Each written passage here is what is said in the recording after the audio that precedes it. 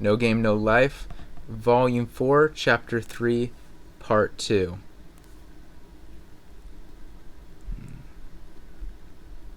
Soon the white was repainted in blue, as if waking from a dream. Their cloudy collective consciousness floated up. Blood flowed through all the slack parts of their bodies, and feeling returned. And then... they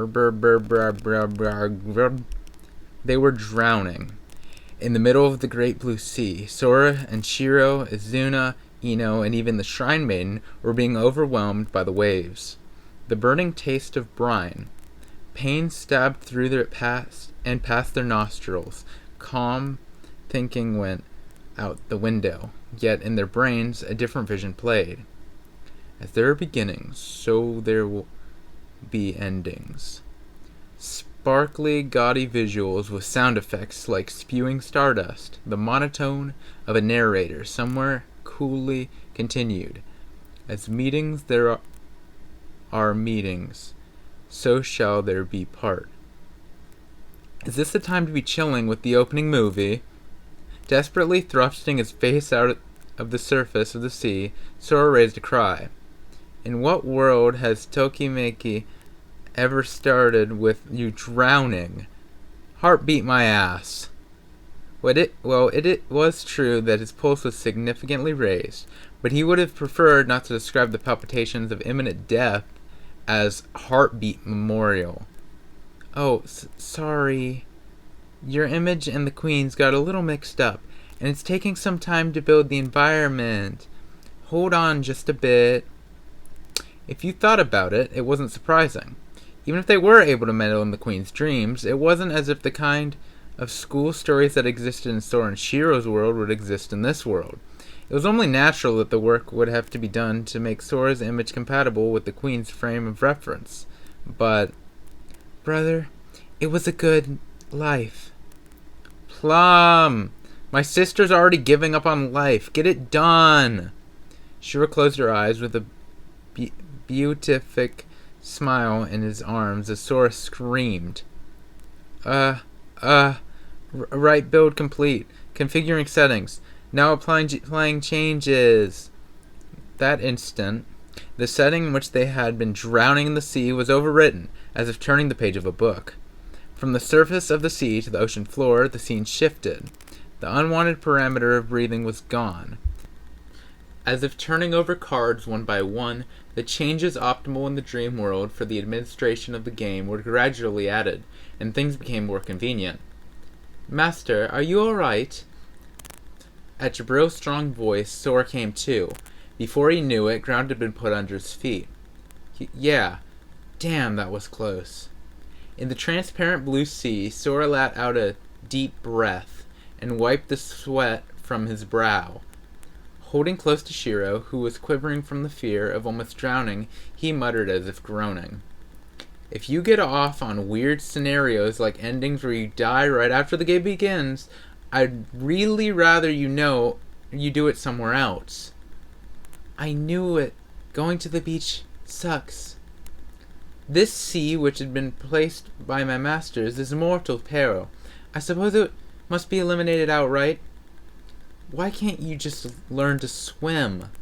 Steph, apparently the only one who had been fine so far, chimed in with half-closed eyes. Beside her, though, the Shrine Maiden and other werebeasts irritatedly agreed with Jabril. Right you are. What's this ocean for? Who created this building? Outlandish puddle. For once, I must agree with Miss Jabril. We would all be better off if the sea were dry and gone.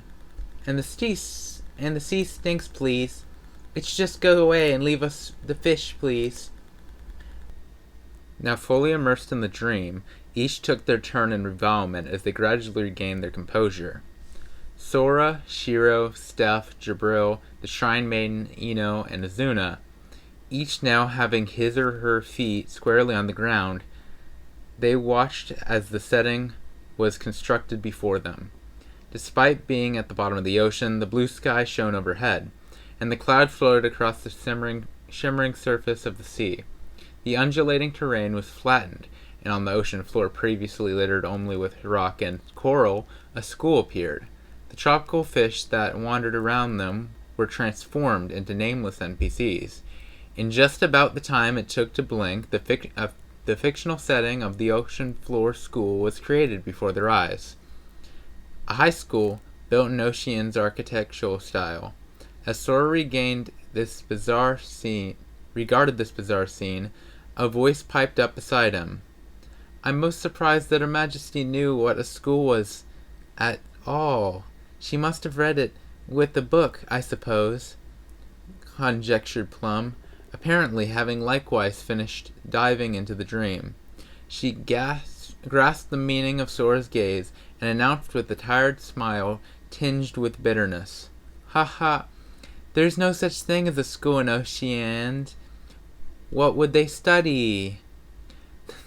The scenery having finished changing, now Sora and the crew found themselves being gradually modified. First, in their vision, countless icons lit up. What is this? As Steph tried to touch these oddities in her vision, but found her hand sweeping through the empty space, Sora explained, "It's the user interface, the command menu." It was just like the status bar in a romance simulation game. Considering the scene that recalled Tokimeki, just as he'd imagined, Sora continued, "If you're capable of recreating this, I wish you wouldn't drop us in the sea." "Well, it's only created for the players. To build the setting, it took a little more work to get your image, and now the Queen's memories working together." Now that you mention it," Plum asked, suddenly suspicious, "Sir, where did you pick up that image? I've never seen the likes of it." Not knowing that Sora and Shiro were from another world, Plum was bothered by the source of their information, but was ignored. "So, things that only affect the players are easier to change, huh?"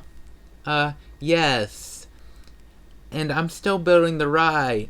So if you would please continue imagining. However," Plum added as she went on, "you cannot change your appearance, age, or sex. So please take note." The Queen slept, hoping for the appearance of a prince. If she was to wake up and see the one she had fallen in love with, only to find that his profile pic was totally fake, she'd probably go back to sleep. That was fine. The real issue was, if we can change our names, make mine Konmi Man. Brother, starting with all stats at 573 is cheating. At his sister's chiding through half-closed eyes, Sora grinned boldly and shook his finger. Tisk, tisk. Easter eggs are part of the game. Plus, with that trick, as soon as you try to do something, you get sick and end up taking the whole first year off and missing all the events. See, there are disadvantages too, right? Okay then, I'm gonna be Semponume. Excuse me, what do you mean? As they jabbered, now the players' outfits changed to match Sora's image. Sora was just wearing a blazer over his usual I Heart People shirt. This clothing is a bit constricting. Likewise, dressed in a boys' school uniform, the 98-year-old shine-wed geezer complained next to him. A uniform stretched out by bulging muscles. I think I'm gonna have nightmares. With this grumble, Sora turned his gaze from hell to heaven. In other words, to the ladies. Shiro, beside him, was dressed not in her usual all black, but a brightly colored girl's uniform. Mixing Sora's image with the Queen's, it was just a sailor's suit, a bit on the revealing side. And surrounding her in the same sailor suits were Azuna, Jabril, and the Shrine Maiden. The Shrine Maiden in a sailor suit. Gotta say, that's awesome, but have you a complaint? Sweeping up her long golden hair, the Shrine Maiden spoke, clad in the same brilliant sailor suit as Shiro. Her two tails swing. The legs that peeked out from under her lifted skirt were nothing short of dazzling. But, Hey, Shrine Maiden, come to think of it, how old are you? Did no one teach you it's rude to ask a lady her age? I guess. But by the way, you're the one who created the Eastern Union, right? Flinch. The Shrine Maiden reacted. You even said yourself it was as far back as you can remember. Azuna's 8, and she remembers things. The Eastern Union's meteoric rise over half a century. Even if we don't take into account the time it took us to establish the Eastern Union, that makes you at least 58. Let me teach you something interesting, you hairless monkey. Werebeasts, especially blood-break individuals, age slowly. Interrupting Sora's on-the-mark reasoning, the Shrine Maiden spoke with a dazzling smile. That suddenly turned dangerous, and in an all-entrancing voice, she warned, if you try calling me old lady, you'll know what'll happen. Humph. Shrine Maiden, let me tell you something interesting, too. But Sora took it head-on and countered. Looks are everything. If you give the feeling of being older for your behavior and tone, but look wise, you are a hot 20-year-old at worst, in which case your actual age is of no consequence. This is one of the basic precepts of humanity. It's your precept. Blatantly ignoring Steph's contribution to the conversation, Sora pointed to the side. Anyways, we've got over 60 here, too, so it's nothing to worry about. Oh, Master, be precise. I am 6,407 years of age. Having examined her own clothes with curiosity, Jabril answered in a smile. In Jabril's case, the wings at her hips pulled up at her top, flashing her belly button, which was also subsequent description omitted. Meanwhile, by the way, may I ask one question? What is it, Steph? Why am I the only one dressed like you and Mr. Eno, in the boys' uniform? Yes, Shiro, Jabril, the Shrine Maiden, and Azuna were all wearing the girls' sailor suit, but Steph alone wore the same blazer as Sora and Eno. Nodding deeply, Sora revealed the mystery. Good question. There's a saying, to shoot the general, first shoot his horse. What? All eyes were suddenly focused on Sora, who explained with a very serious mien. First, why I didn't dress everyone up like the guys. 2 reasons. He raised a finger, taking off his reasoning. 1, if you're going for the main heroine, you want to get her friends, so having girls helping you is important. You sure know how to talk like a cad with a fine, placid expression. The Shrine Maiden spoke for everyone, rolling their eyes as she offered this feedback. Paying her no mind, though, or raising a second finger, Sora continued. And 2, you gotta consider the potential trap that the Queen isn't interested in guys in the first place. Didn't I say the Queen is looking for a man with the ability to reproduce? You presented no compelling evidence. To Plum, looking cynical as well, Sora declared that decisively and went on. Now, as for the reason I put Steph in drag, Steph has high social skills and will make a fine informant. Had it been a matter strictly of political ability, the Shrine Maiden also could have been a candidate. But Sora's intuition had told him that Steph would be better in terms of personal relationships. I wanted a guy friend who was as in the know as Yoshio, with the friending chops too, but Sora turned back to Steph and heaved a deep sigh. If I've got to compare, you're more like Injuin. What? I don't really follow. Indeed, with red hair and balanced features, a dashing young man appeared to be of a higher social class. The cross-dressing Steph was utterly puzzled. Free of sarcasm, seemingly unaware of his appearance but accomplished in both physical and literary feats, while even appearing to have a domestic side. Skilled in conversation, bold in practical action, and even strong-willed, his gaze clear, still behind it all, showing a glimpse of deep kindness even forbearance such as a fine young man. Frankly speaking, Sora had the impulse to punch such an enemy of the unreal world, a good-looking guy with a life, and again he'd sighed. Injuin? Who's that? From the first game. Don't worry about it.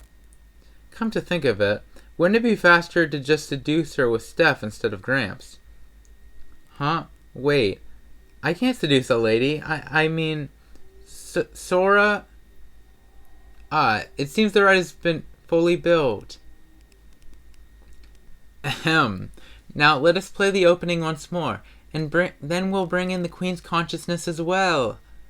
Simultaneous to Plum's announcement, a giant screen was projected before them. The crappy trailer that earlier had been injected into their brains played along to a bouncy soundtrack. After showing pin-ups of the school and classrooms along with narration, the scene moved to the courtyard where a giant crimson coral formation extended countless branches radially, the camera capturing it at a slight upward angle. The narrator explained calmly. Kagayaki Marine High School. It is said that those who confess their love under its legendary coral find true love. At the familiar phrasing, Sora groaned, his eyelids at half-mast. Hey, a legendary tree is one thing, but a legendary coral? What the hell is that? Confessing under an old tree made sense. The sound of bells and a hill swept with flittery cherry blossoms bouquet, but under the legendary coral? Are you freaking kidding? I don't know what to say. There aren't any trees in the ocean, you see. And actually, coral's pretty gross when you look at it closely, right?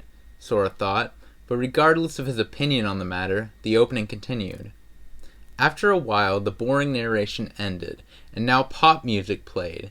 Against a pink background under the legendary coral, there could be seen a mermaid with long, billowing blue hair. The queen, the sailor-suited queen, Layla, swam under the giant red coral formation as if quietly dancing. The brilliant uniform enwreathing her supple lips flapped in the brine, further eliciting the queen's seductive charms, as even the scale tail that extended from her short skirt gave off an impression of luster as it moved the water.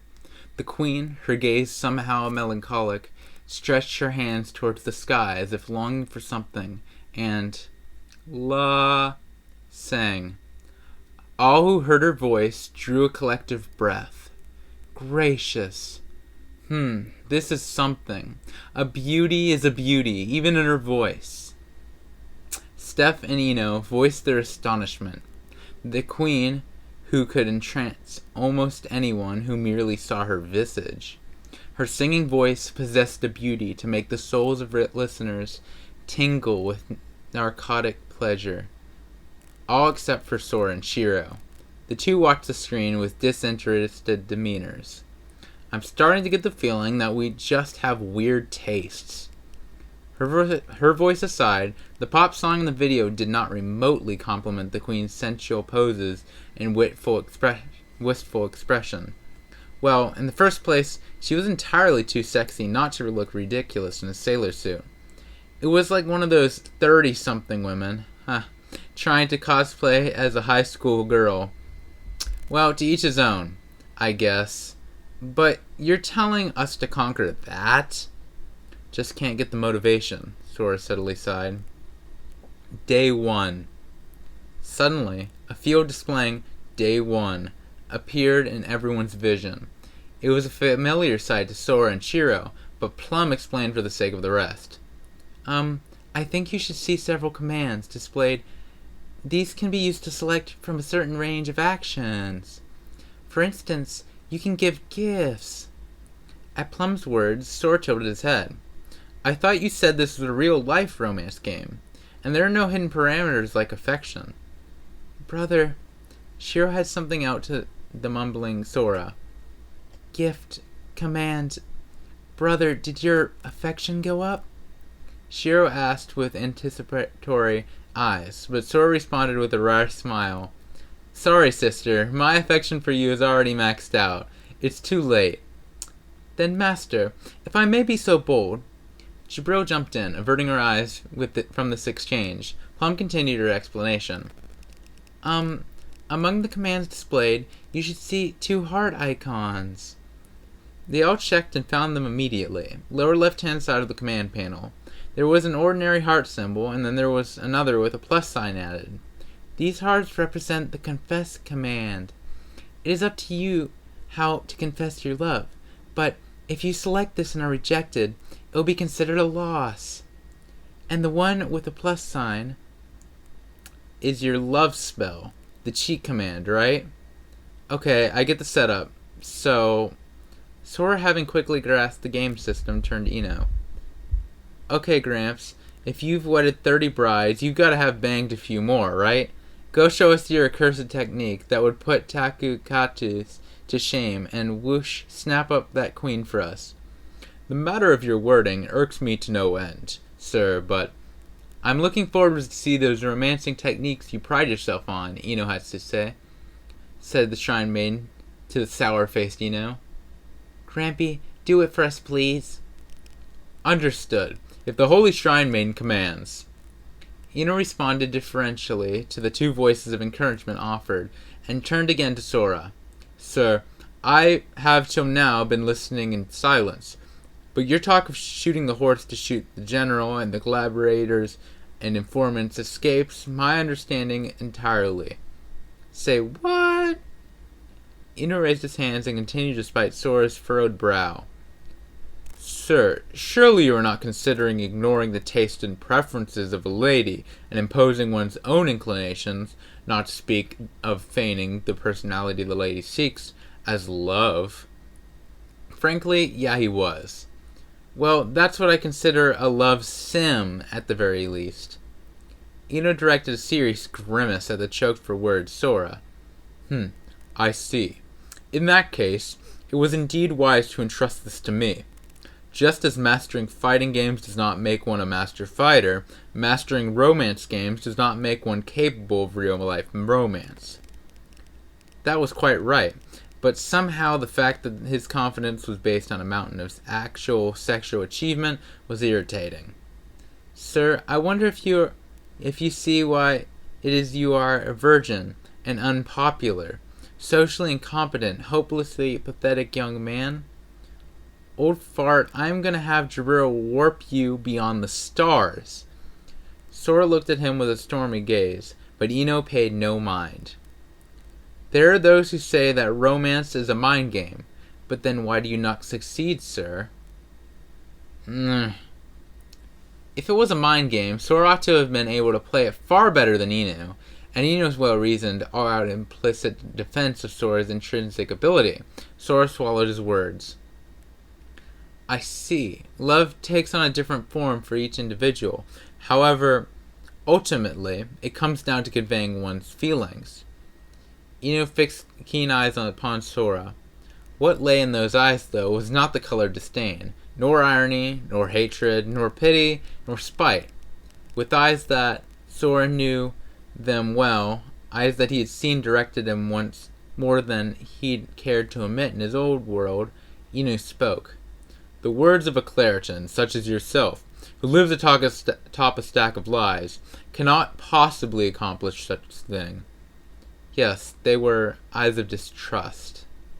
However, there is one thing to be said. It may be a mind game in one respect. Specifically.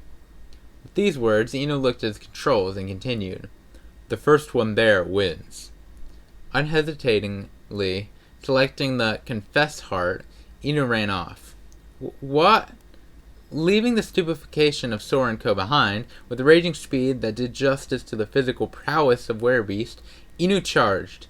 The gaze of the dashing Ino, with steps resounding like explosions, fixed on just one thing. The queen on the verge of entering through the school gate. Layla. Towards her back, as she walked with an entourage of several NPCs, Ino bellowed, "Oh, beautiful young miss, please pause to hear my tale." At the great voice that invoked thoughts of a knight on the battlefield announcing his name and particulars, the queen slowly turned. The aquamarine of her eyes took in Ino, and she responded, "Are you calling me?" Even these few words were like notes of a melody from heaven. Of course. For a moment, Eno forgot the game. Each little word and movement of the beauty before him rushed inwards to melt his soul. But shaking his head, no, Eno put strength into his belly. He could fall for her. In fact, he'd have to fall for her. He gritted his teeth and steeled up his eyes. But he couldn't be sucked in. He must be the one to swallow her. Fair maiden, forgive me for interrupting you so suddenly. But if you have a heart, I would have you hear my words. What's the matter? The queen flashed a soft smile. It was enough to make Eno feel as if his heart had been grasped and squeezed. He wanted to grab and throw away everything, such as the temptation. The queen's gaze, the queen's voice, the queen's expression, her fair nape. The angle of her fingers nonchalantly put up to her chest, the shadow cast by her silky, swaying hair. These things could not be perceived, but an ineffable crown jewel. Could it be, Eno wondered, that the challengers of the past had been sucked in by the queen's pulchritude to the point of being unable to express their love? Such beauty, such violent splendor. Indeed, before such a woman, none of the young bloods here or there could conceivably say a word, but Eno returned a soft smile. Not a comfortable smile. Comfort was out of the question. Love was not a mind game. No, it was a battle. The act of smiling was first and foremost a kind of attack. Rooted in instinct, not unlike a beast, baring his fangs. Slowly, heavily, Eno went to his knees. Love. He thrust his palms to the heavens as if praying, and then smacked them forcibly upon the earth. Love was... He glared at the woman powerfully with both eyes. Not a threat. It was a silent declaration of war. A thing to be won. To be taken with one's own hands. He pressed his palms to the ground, neatly aligned with his knees, and bowed his forehead, his skull with it, deep down. It left no room for argument. A fine, formal, "Please, I beg you, would you please make hot, passionate love with me for a single night?" Genuflection.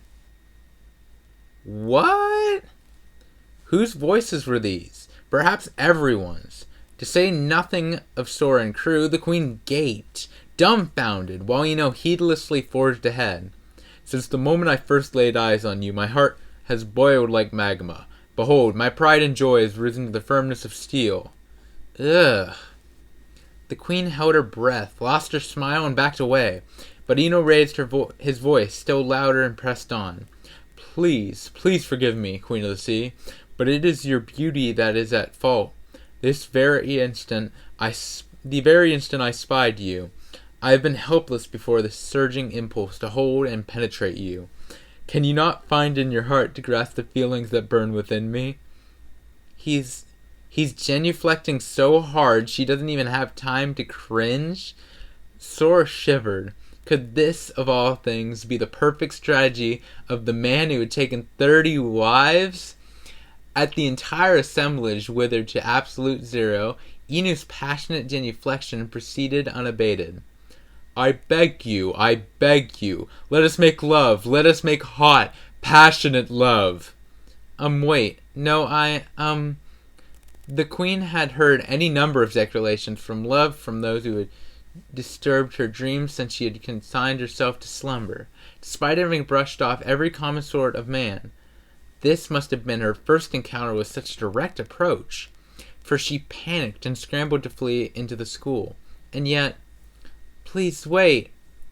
Enu's swine-weed hand had seized the queen's arm and strained her.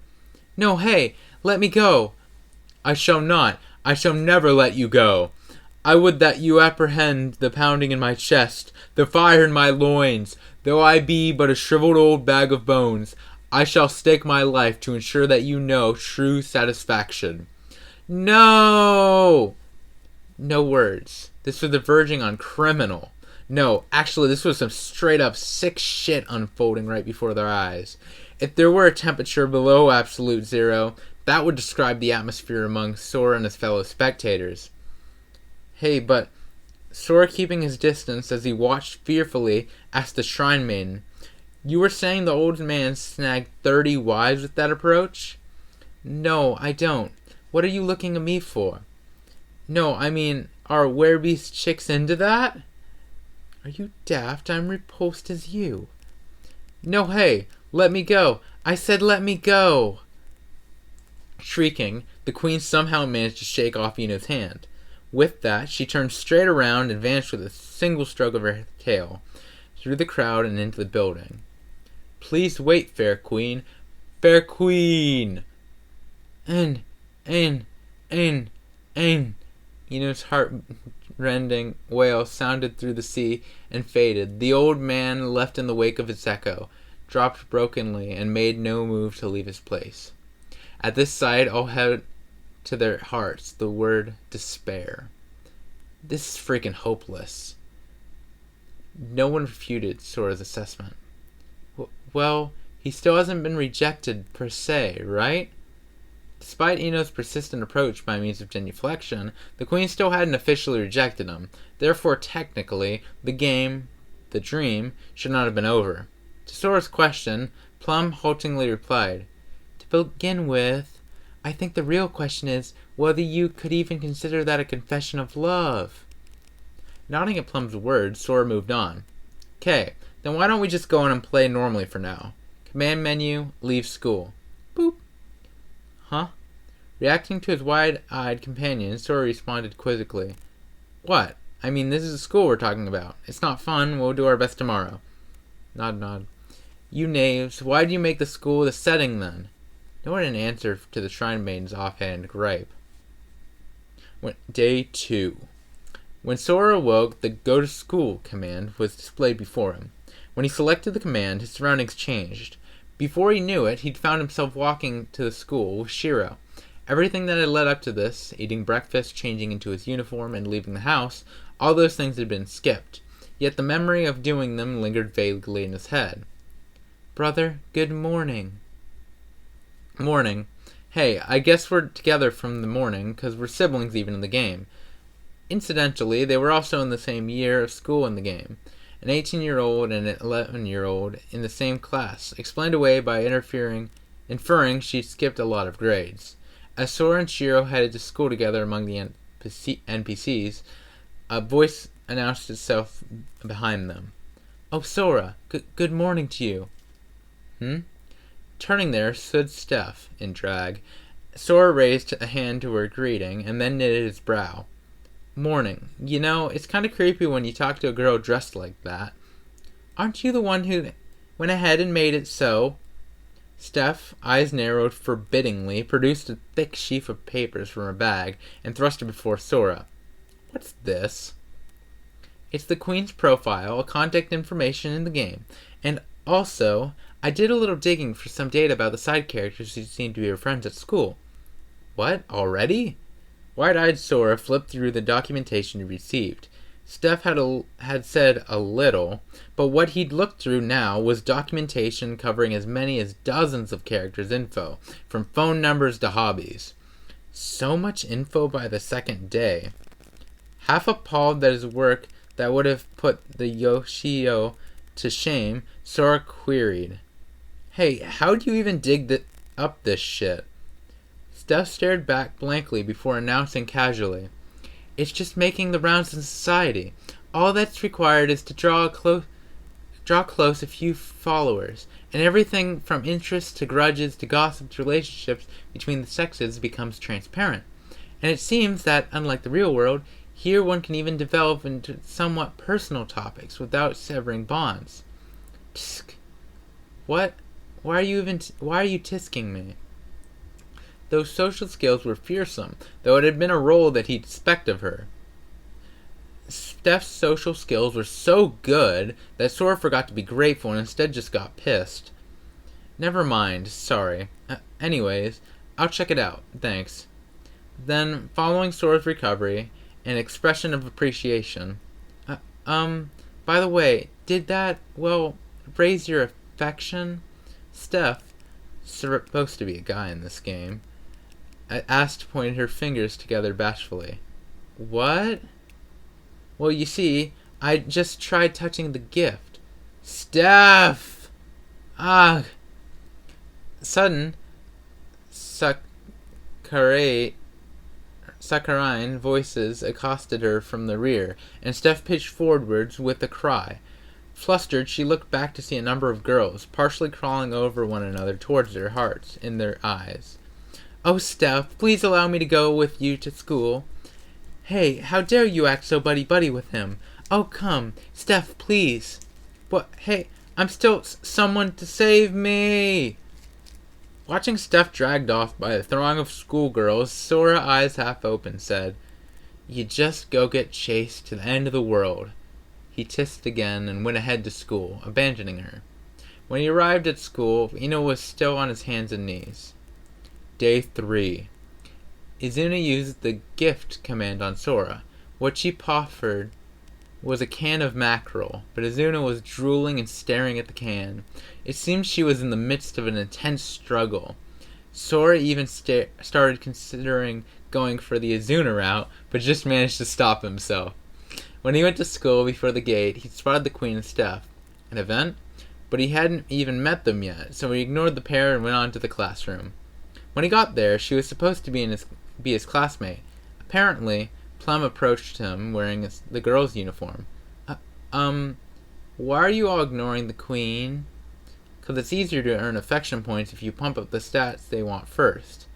In the early game, you skip all the generic events and buff your stats for the win." At these straight-faced, unanimous assertions from Sora and Shiro, Plum still uneasily inquired, "Is that how it works?"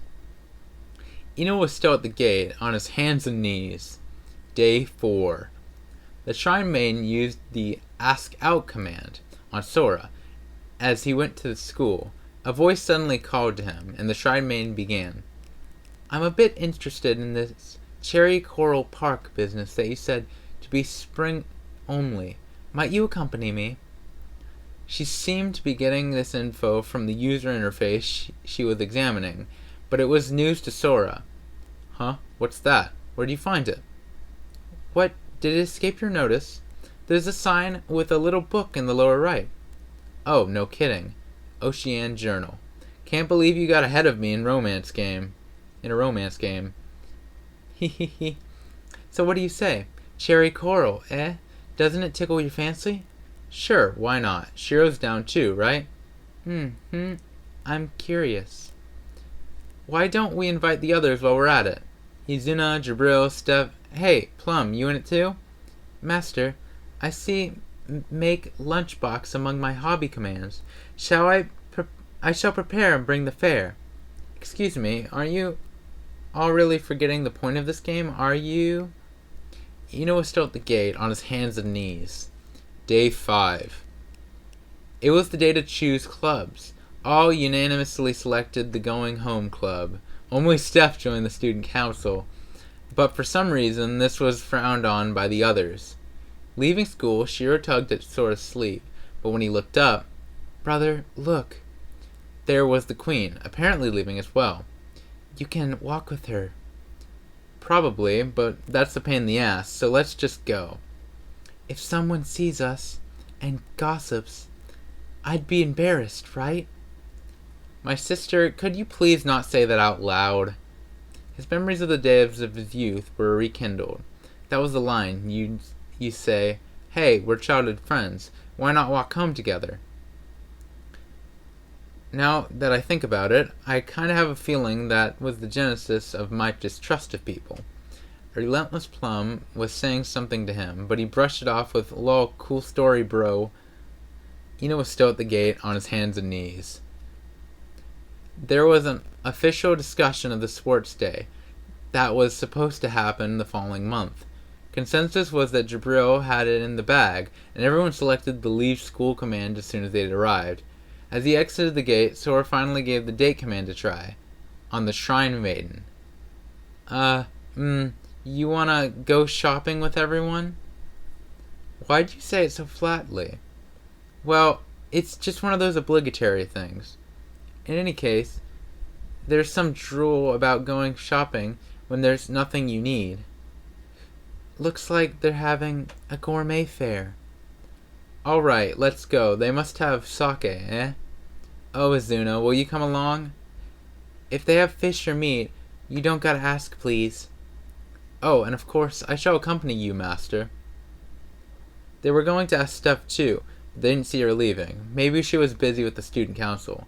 They used up all their money, but they all got to experience some impressive flavors. Eno was still, Day 15. Hey, why do we even have a go to school at all?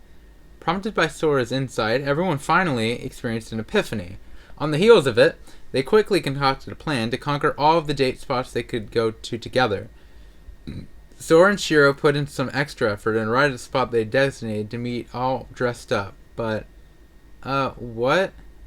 On behalf of the crestfallen Shiro, Sora put it out there.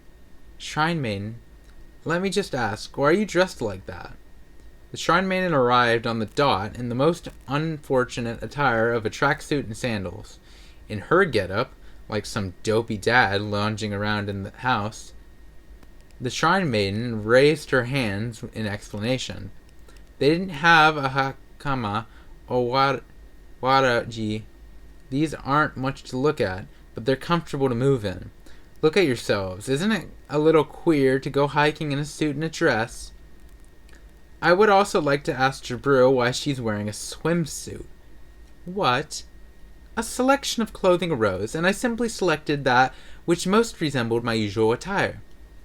By the way, according to Steph, who was still going to the school like a good girl, was, after all this, Day 20. They were all finally starting to get bored. For a change of pace, everyone decided to actually go to school. When they arrived, for some reason, there was a rumor going around that Sora had hurt, male, Steph's feelings. After tracking Steph down at lunch to see what the hell was going on. As soon as everyone saw Sora's face, Steph grimly changed color and bolted. What's this all about? That's just how the game works. Getting the bomb symbol for doing nothing was, the design. But why was there one on a guy in game terms? Hey Plum, this game engine is broken. More importantly, if you really have forgotten the point of the game, haven't you? Sora objected. Debug your damn game. But Plum just sighed sadly with distant eyes. Meanwhile, Inu, still at the gate, hands and knees. Day 15. Nothing special happened. It was starting to look like an end of summer journal. Day 30. Nothing special. Day 35. Nothing, etc. Day 39. Why not try going to school tomorrow?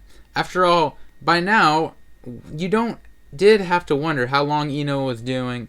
Day 40. The morning glow painted the sky. In front of the illuminated gate, there was a statue, gaunt and covered in barnacles, fused to the ground. This monument that exuded the expression of being some sort of solemn sacrament. No way. Is this Gramps? Made the party, after returning to school following a long absence, hold their collective breath. Even Sora and the rest, all of whom had cringed at Eno's display, now found themselves at a loss for words. The figure that seemed on the verge of being encircled by a halo was, unmistakably, and above all else, manly.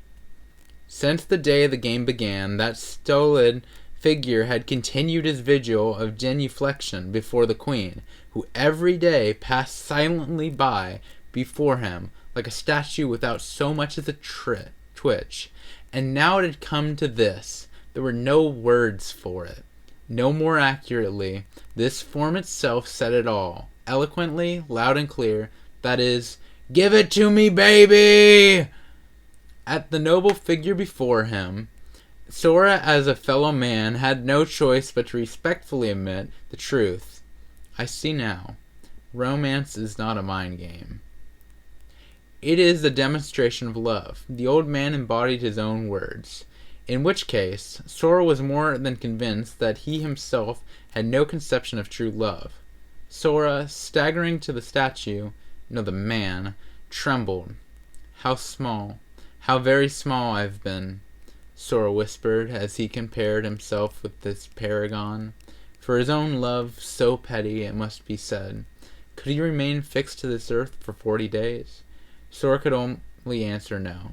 But this man, had done just that. Without distorting who he was, without fear of shame, he pounded on a heart exposed for all to see. Could there be a truer love than this? There could not. I see. This is true love. True love. In your dreams. Shiro promptly smacked down the near-tearful epiphany suggested by Sora's muttering. But suddenly, upon that sacred statue, obscuring the morning sun, a shadow was cast.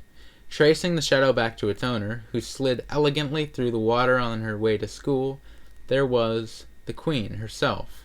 Her gaze cut right past Sora to the sacred image. No, to Ino. Stared. Could it be? You jest.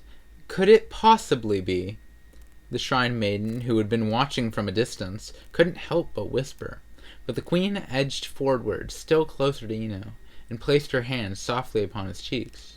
At that moment, the statue moved, as if at long last remembering it was alive. The barnacles, the earth, the caked stone sloughed off. Guided by the Queen's softly applied hands, Inu's face rose, and, with that voice still enraptured all who heard it, with a smile more beautiful than all the treasures of the world, she spoke. No way. Ah, of course. The hearts of all echoed harmoniously. But Inu gritted his teeth as if to say, it's not over yet. It was true. His love had been rebuffed. He had eroded heroically to dust. But, in this of all times, he had only one choice. To fulfill the duty with which the shrine maiden had charged him, Inu selected a command from the UI. The heart icon, with a plus. In other words, Plum's cheat command. And, forgive me, O Queen. Soundly, with the power of a grappling sumo wrestler, he squeezed the Queen's breast. Yes, he executed the command to complete Plum's rite. What? Instantly, a red light swirled around the Queen, and her eyes opened wide. In the same instant, Arrgh! A complex pattern etched itself in Plum's retinas as she released a strangled cry. Her power perhaps having been seized all at once, her black wings for a moment turned the color of blood, and then she fell to sit on the ground. Ah! But the Queen, her breast still in Ino's grasp, raised a thin voice. Her face flushed and vermilion, and even Sora and the others could see that her heart was pounding. We did it! Now! Even Plum announced confidently, Now! However, much Mr. Ino may be a creep who thinks with his nether regions, regardless of what emotion the Queen experiences as a result, she'll interpret it as having fallen in love. Plum took advantage of the chaos to speak her mind, but she still sounded tired. Even Sora thought it was a really twisted spell, but by whatever means, in the end, the Queen was in love, which meant the game was over. And then, no. Fall in love with him? Yeah, right, not happening, sorry. Thus, decisively rejecting Ino, the Queen, as if flying, headed for school with a flap of her tail. Sadness. A bit of background music in that vein played through Sora's mind. The man had burned out, burned white. Well, he'd always been a ball of white fur, but pure white. The interface displayed the words, Ino Hatsutse, defeated. But before the gate, having gone down, still, having burned out, but even still, his figure, still holding the posture in which he had squeezed the Queen's breast, Ino Hatsutse had turned to ash. Reeling, Sora approached. He could not find the words. But even so, he had to say it. Ino Hatsutse, I had you wrong. Voice quivering, Sora searched for the proper eulogy. "You're a real thing, a big man, too big for her, a woman with no eyes." However, as if on the verge of turning completely to ash and disappearing, even so he managed to reply, "No, King Sora.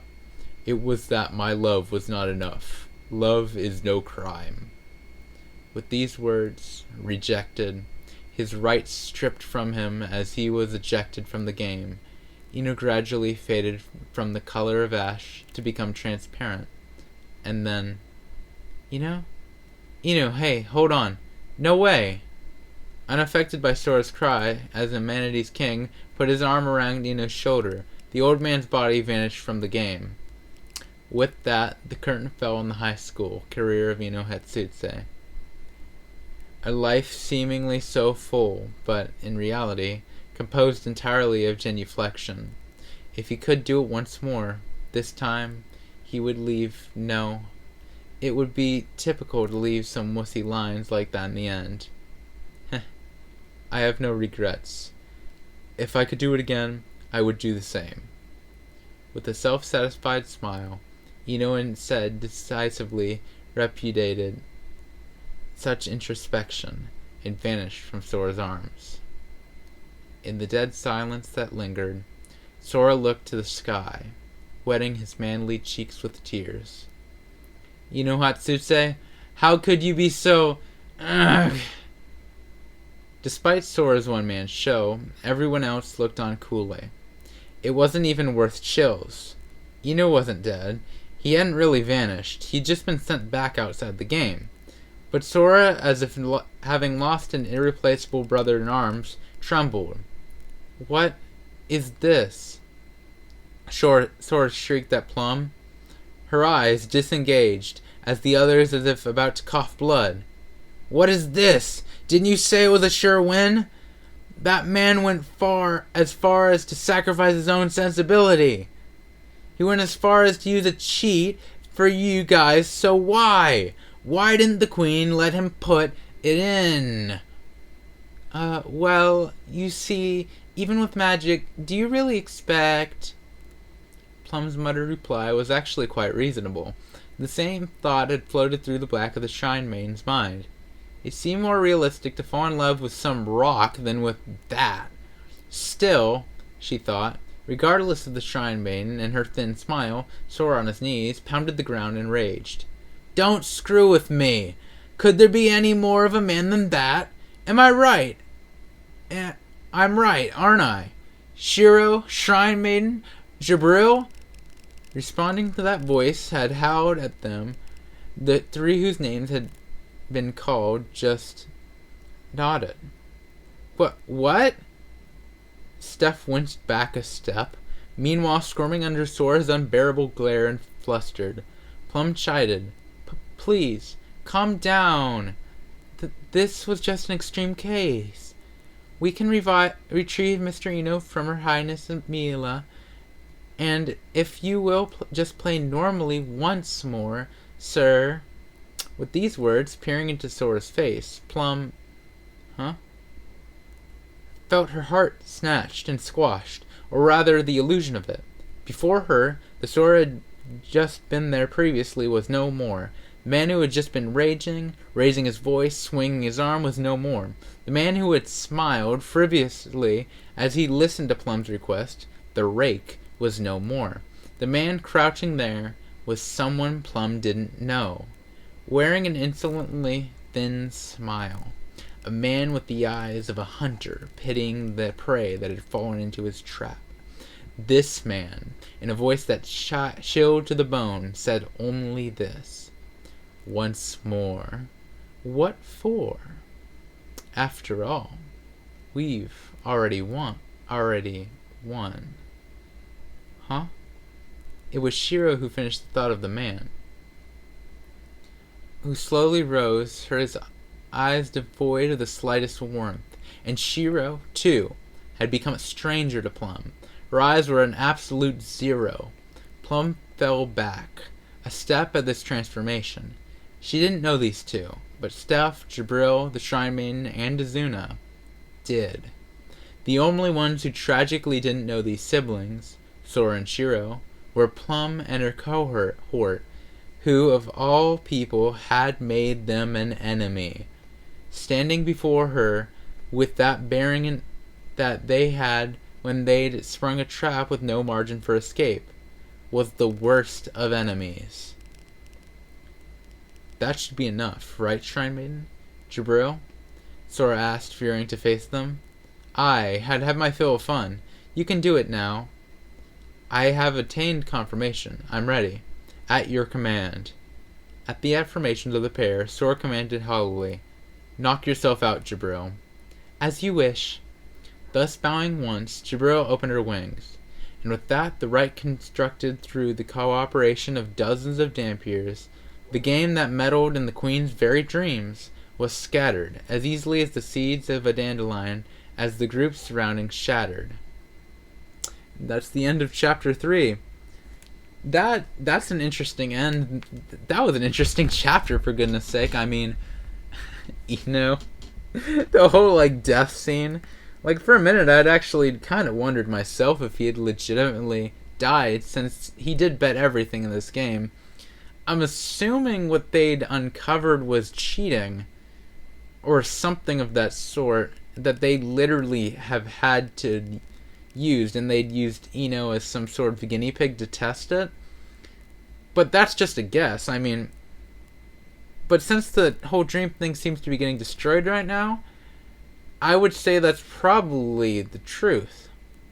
Well, this half chapter, I suppose, went a lot longer than I expected. Sheesh, I'm almost an hour now. So I'm gonna end this here, and while I'm ahead, while my throat is still around and not absolutely dead. Thank everybody who's listening to this, and I hope all of you enjoyed. And I suppose I'll see you guys next time in the next chapter. Bye.